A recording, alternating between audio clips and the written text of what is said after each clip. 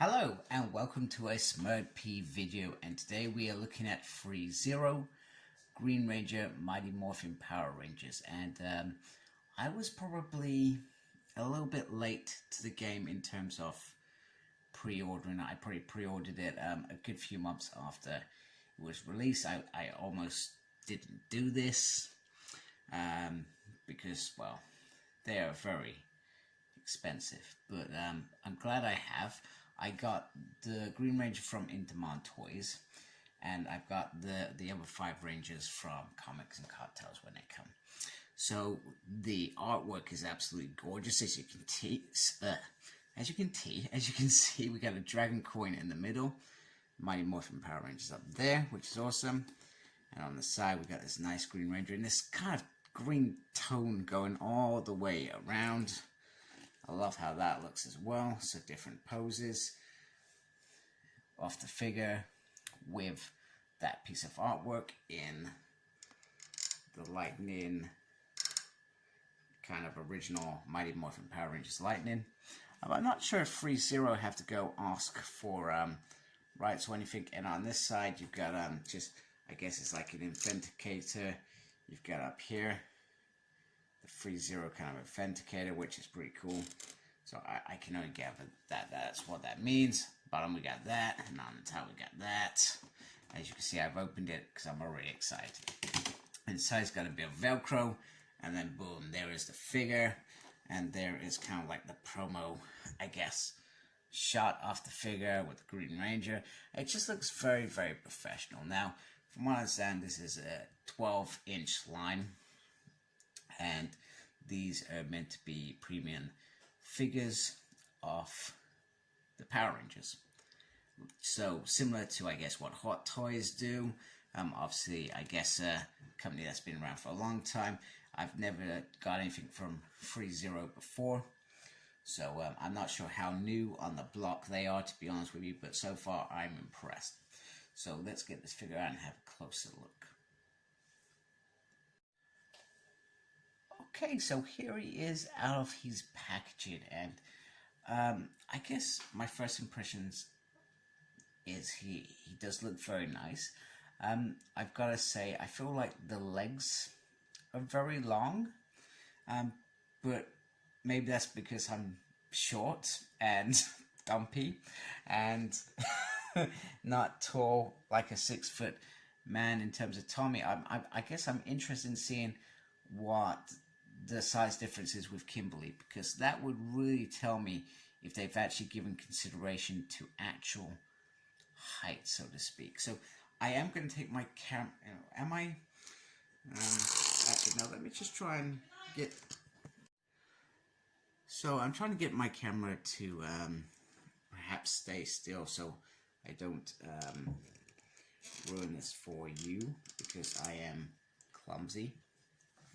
So if we just look at the front there, that does look like a very, very nice. I do like the green. The green certainly gives me more of a positive feel of how the Ranger was. It looks probably a bit turquoise on yours, whereas outside of that, it's certainly got the green kind of color on there. Oh my goodness. Oh, wow. I do not want to be doing that. Right. Okay, I took it off. I'm sorry if there is wobbling. I just wanted to make sure that it was clear on the top. That does look very nice. Now, I would have to go watch an episode of Power Rangers to see. It's the black lines that are throwing me off in terms of this helmet, but that does look very, very solid. And then you come down here, and you've got the shield, which once again, I'm sorry, I'm trying to do this with one hand. It does look very nice. I do love the patterns on there. We go down to the Morphin. The Morphin looks clear. It's golden. It looks absolutely spot on. And then generally just the clothing, it just all looks very, very nice. Very decent. I will try and look at articulation. I guess my worry is fabric. I'm not a fan of fabric. I mean, I remember having Action Man as a kid, original Action Man, and they were not my favorite toys to play with. Maybe because I was little. I like little figures to play with. And once again, the detail on there is very, very nice.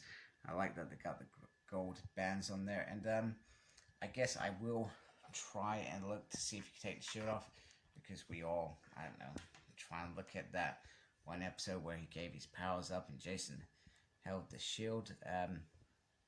It's not something that I'm interested in, but if you can take it off carefully, I would do that. You can certainly see under there that he probably has the normal patterns that you would expect him to have.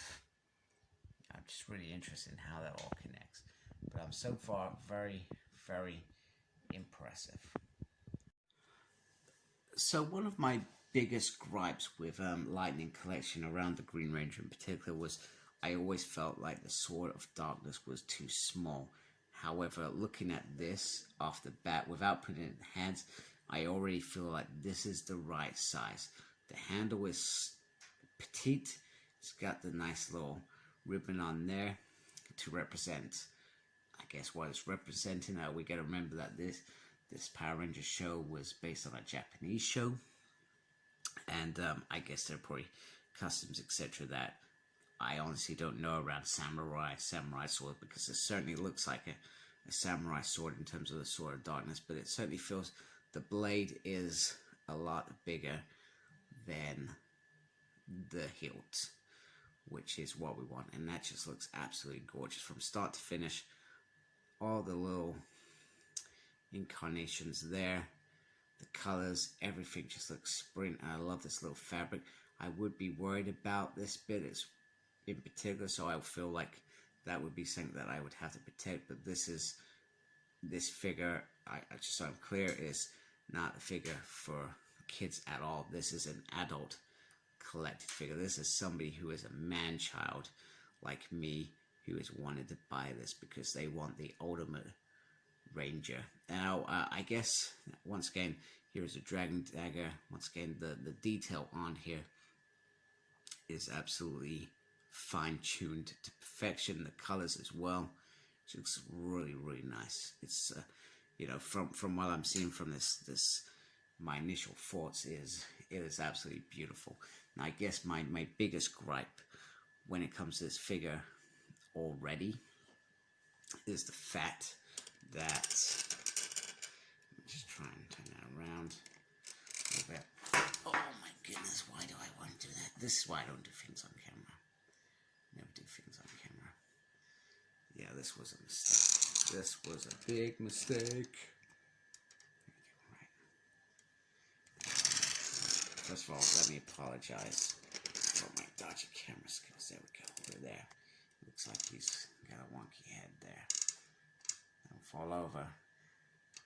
I will get to the point in a minute, by the way. So, as I was saying, my biggest gripe with this figure is not this part. This part it all looks amazing. One of the things that I've noticed at the bat, there is no stand. I don't feel like he needs a stand, but there is no stand. And the other thing is, there is no head of Tommy. Now, to get the ultimate experience, that was a must for me. Don't get me wrong, I'm impressed with this. And let's be honest, am I going to use the civilian head? Probably not. But I feel like it should have happened.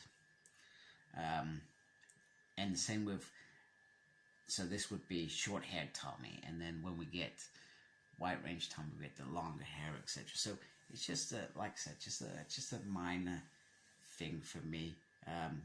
But the fact that these didn't cost the earth as well, even though they were released as all at the same time, I would prefer to maybe done over a couple of years.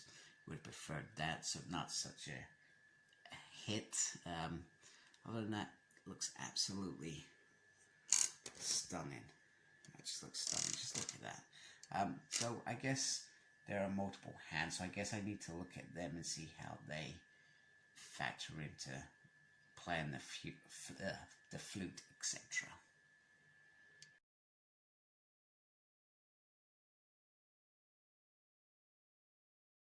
Okay, so we're going to try and have a look at articulation. Now the head does go all the way around, and bear in mind, I'm going to be very careful when doing this. This is an expensive figure, so I do not want to break anything. So that goes up and down. The arm, so it's got a joint there to cut things. There's a swivel there. There is a swivel at the hands, but you got to remember that all this stuff pops out very easily, and it is very tight in there. So just by doing that, I've loosened it, for example. You can take that off if you want, take that off if you want. So you see what I mean? It's quite easily done, but there is some posability. I would say that this is going to always hinder this bit, and you're never really going to get it round, but there is, like, it feels like a ratchet. Now, there is sort of like a butterfly in there. It feels like a butterfly. Now, I'm pretty more concerned about the legs with the fabric, because you can see the fabric twists with it. So just bear that in mind when you're doing this. If you are twisting this, just to be careful. There is a bend there, but not a double jointed bend. There is a swivel on there, and that can go down that far, up that far, and if I want to, see, I can just pop it off. So you can see, you can take these things off really easily, which is quite cool. Very cool indeed. I guess the only bit that I found was weird was this bit, but I guess they just, that's where they put the connector there, so they can't put that over it, sort of thing. Maybe it just, okay, now I'm seeing things. Maybe just, I don't want to do it because I'm worried.